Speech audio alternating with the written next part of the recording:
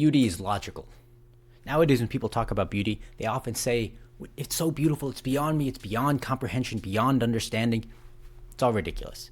Beauty is logical, it's coherent, it's understood. It is not chaotic. Chaos is random. Chaos cannot be understood. Chaos is arbitrary, meaningless, means that anything can happen at any time. So for example, let's say you're trying to depict a sad face in a painting.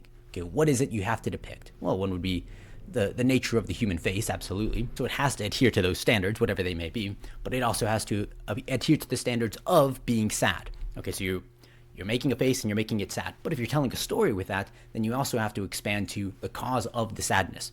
So let's say you're trying to depict someone as sad as possible. Well, if you're going to do that, then the cause of the suffering cannot be spilled milk, right? Then it wouldn't make sense. That wouldn't be logical, right?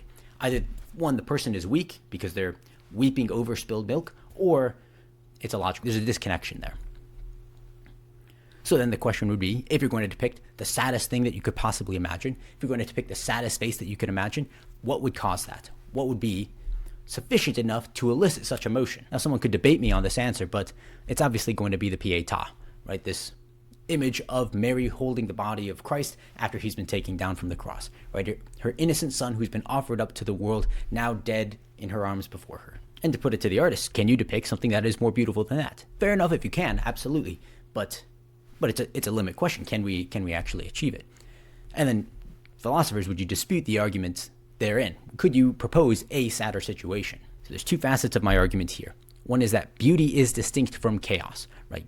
Chaos would be arbitrariness, it'd be randomness, it'd be that which cannot be understood because it doesn't make sense. I'm also making the case that there are levels to beauty, that some things are more beautiful than others, right? Some things are more coherent, less arbitrary, less chaotic than others. And we can push on that and say, can we ascend to that? Can we ascend to that ideal? Now, I don't imagine that we want to ascend to the ideal of that which is most sad. We probably want to ascend to the ideal of that which is most excellent, however we want to define that.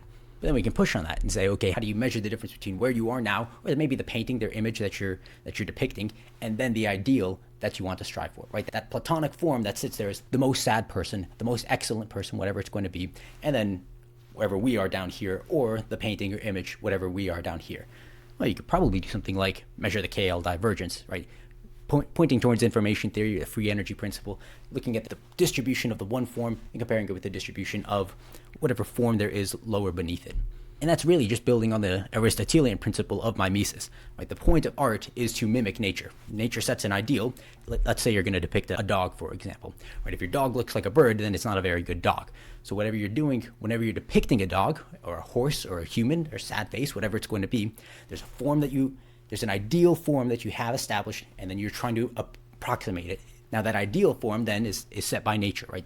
When someone is the most sad that they can be, right, they will express that particular emotion in a particular way, and it's the artist's job to mimic that. But then we can twist that, right? Go even a little bit further than Aristotle and say it's not just mimesis of nature, but mimesis of the ideal, right? The most excellent athlete possible. That's who we're going to push for. That's what's going to be the most beautiful. Whether that be, say, sadness in beauty, like the Pietà, although there's even something more to that. It's not, the Pietà isn't just sadness, right?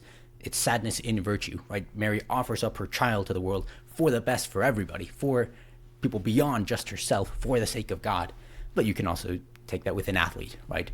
You're going to depict someone who's absolutely shredded when you're depicting your great Greek Olympic athlete. I've been posting a couple of videos poking at others, trying to deconstruct and take apart their meandering theories of beauty. So I'm trying to establish here a solid definition that we can all get behind, that's going to argue for what beauty is and push it forward, so that we can once again start making beautiful things. We don't think about beauty anymore. We don't talk about beauty. We're not trying to create the next great epic poem anymore.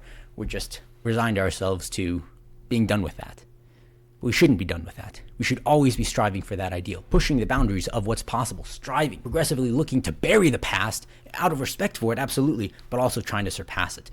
Writing the next great symphony, painting the next Sistine Chapel, building the next great cathedral, whatever it's going to be, creating the next nuclear bomb, the next submarine, the next great bridge, whatever it is, the next landmark, the next great moment of history. And to do that, we have to understand what beauty is.